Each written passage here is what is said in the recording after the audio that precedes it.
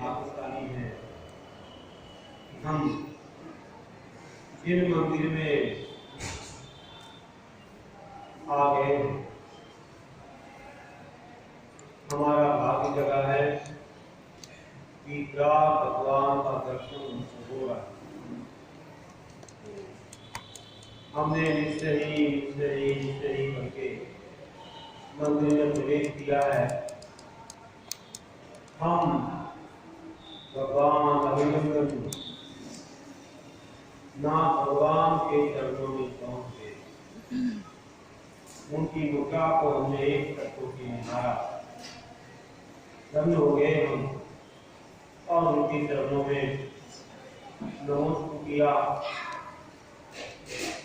हाथ घुमा करके हमने वंदन किया और कार्यक्रम किया। खड़े होकर के हमने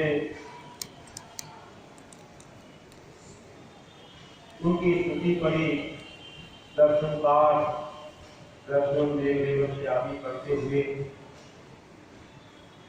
उनकी भक्ति वंदना की और हम उनको नमस्कार करके काशी में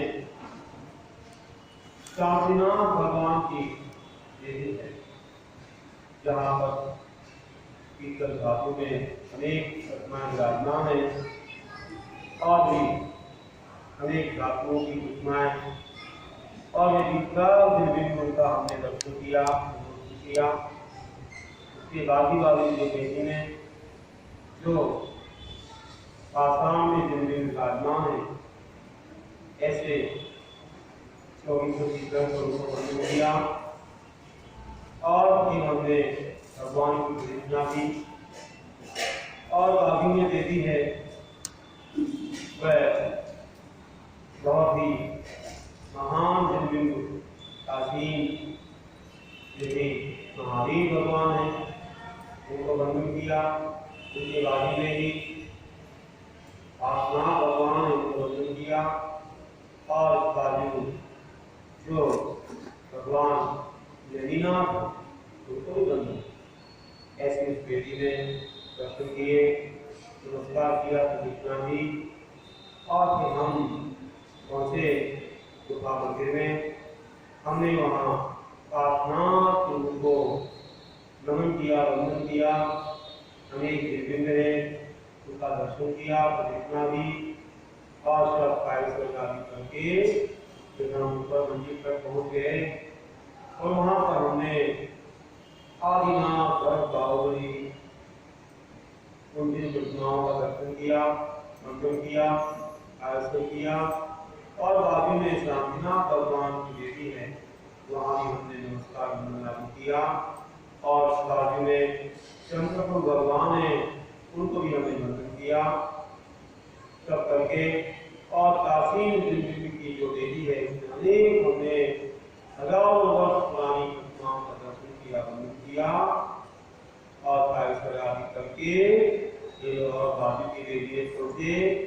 आसनाथ भगवान विराजमान है, बुलाए उनको वंदन नमस्कार आदि करके और उनके बाजू में ही विराजमान है ऐसे जनीनाथ भगवान और एक कृष्णनाथ भगवान विराजमान है, उनका भी दर्शन किया, वंदन किया, घोषणाएं दी और कार्य आदि करके हमने उनके इस परिसर में बैठ करके ध्यान लगाया और हम विचार करने लगे, हे प्रभु आपने जो मोक्ष पाया है वह मोक्ष आपके लिए जिन भावनाओं के माध्यम से मिला है, वे भावनाएं विशेषणाएं बहुत महान है।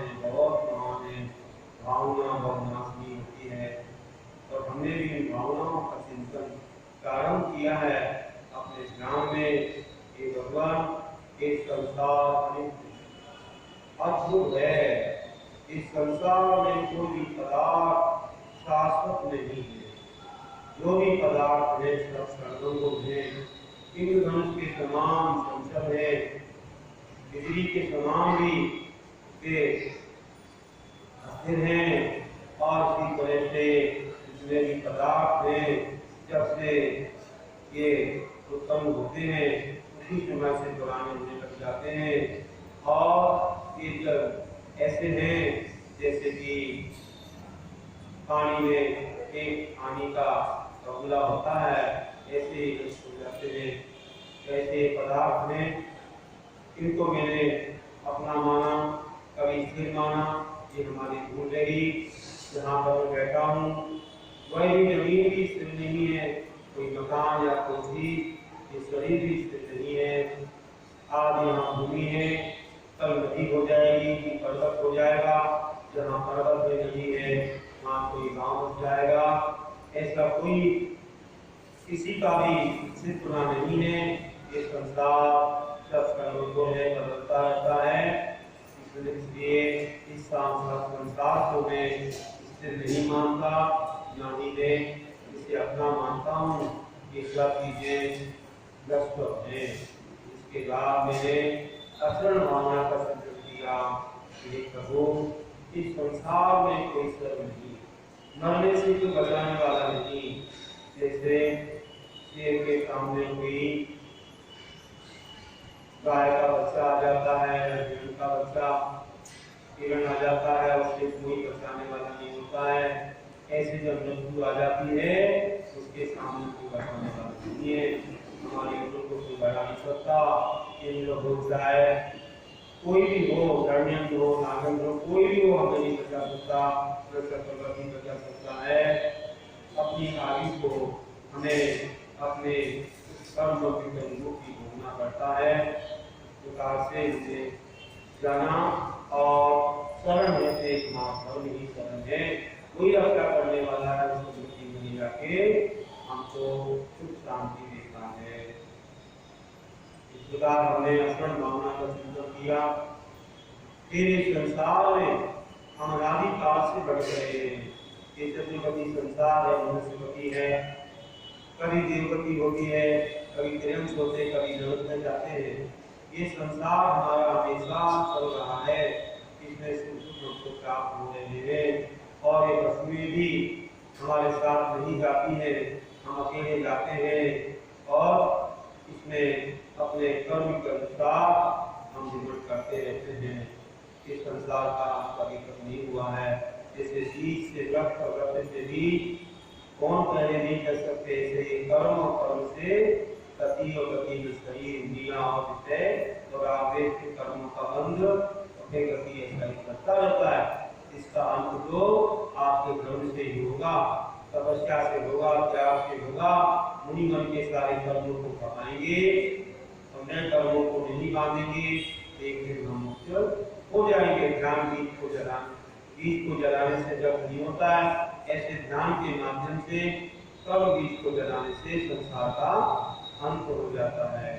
फिर इसके बाद में मैं इस संसार में अकेला ही आया हूँ, अकेला ही जाता हूँ, अकेला ही कर्म करता हूँ, अकेला इसका फल भोगता हूँ।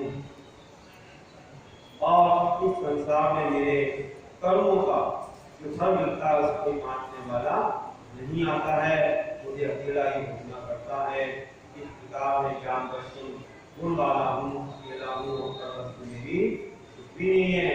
इसी प्रकार से एकत्व भावना के बाद अन्यत्व भावना में चिंतन करता हूँ। ये शरीर और आत्मा कैसे मिले हैं, जैसे दूध पानी के समान।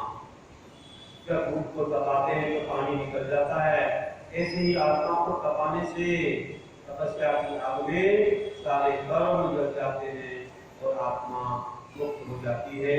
इस प्रकार चिंतन किया। इसके बाद में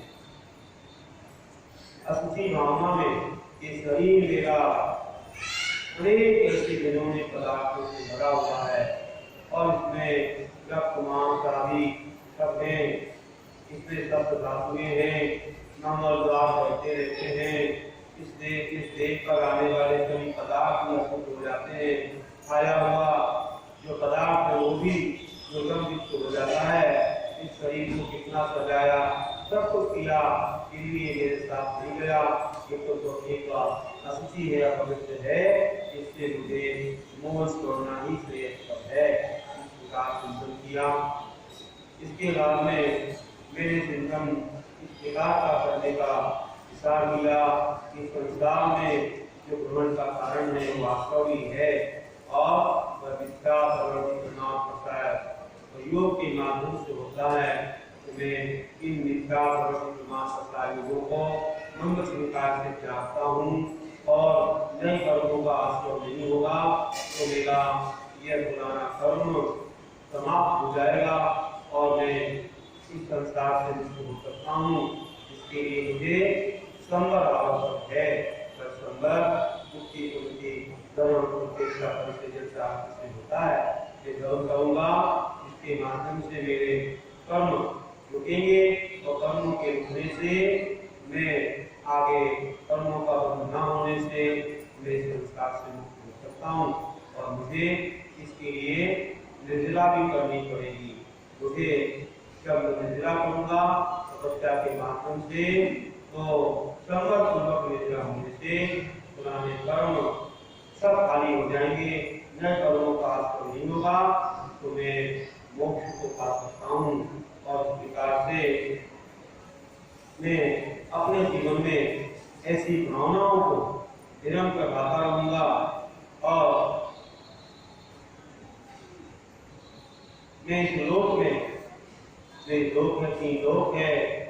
इस लोक में अनादिकाल से कभी लोक में, कभी मध्य लोक में, कभी अधोलोक में रहा हूँ और मेरे अनेकों जन्म पाए हैं और ये